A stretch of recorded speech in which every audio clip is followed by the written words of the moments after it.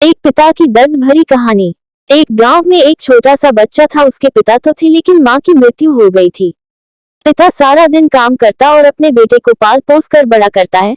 वह सारे सुख अपने बेटे को देता है जो एक मां दे सकती थी। उस पिता ने कभी कुछ नहीं मांगा, सिर्फ इतना ही मांगा कि मेरे बेटे को कोई परेशानी ना हो। दिन बीतते गए, बेटा पढ़ लिख कर अच्छा जॉब भी करने लगता है और वह शहर में रहने लगता है। कुछ दिन बाद वह अपने पिता से मिलने आता है और कहता है, पापा मुझे कुछ पैसों की जरूरत है। मैं चाहता हूँ कि शहर में ही जमीन लेकर अपना घर बना लूं। पिता इस बात को सुनकर बहुत खुश होते हैं। सोचते हैं कि मेरा बेटा है, एक ना एक दिन नाम करेगा। जिंदगी भर की बचाई हुई पूंजी को निकाल कर अपने बेटे को दे देते हैं। बेटा शहर चला जाता है और उन पैसों से अपना घर बना लेता है। पिता इधर इंतजार करता रहता है कि मेरा बेटा फिर से आएगा, एक ना एक दिन तो मेरे पास आएगा ही। जाएगा कहाँ?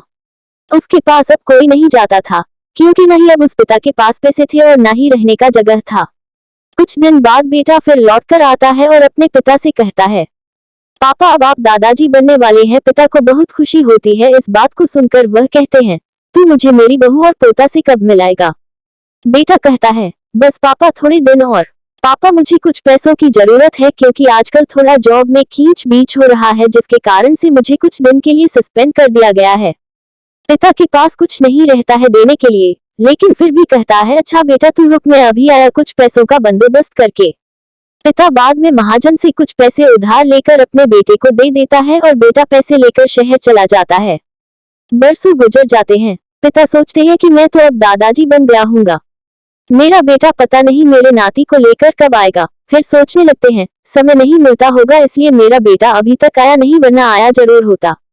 तब तक महाजन 2-3 आदमी को लेकर उस पिता के घर पर आता है और कहता है कि आपके वादे के मुताबिक मैं पूरे 3 महीने बाद आया हूँ अपने पैसे ले जाने। पिता कहते हैं, मेरे पास पैसे नहीं है देने के लिए। महाजन कहता है, जब पैसे देने नहीं थे तो आपने मुझसे उधार क्यों लिया?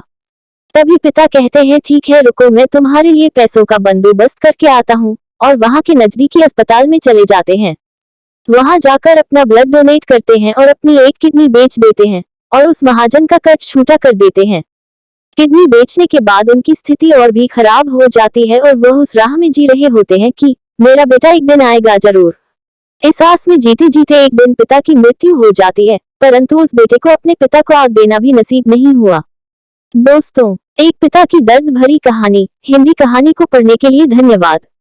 आपको ये कहानी कैसी लगी नीचे कमेंट करके हमें जरूर बताइएगा। अगर आपको ये कहानी पसंद आई हो तो अपने दोस्तों के साथ जरूर शेयर करें और ऐसी ही प्यारी कहानियां सुनने के लिए हमारे YouTube चैनल से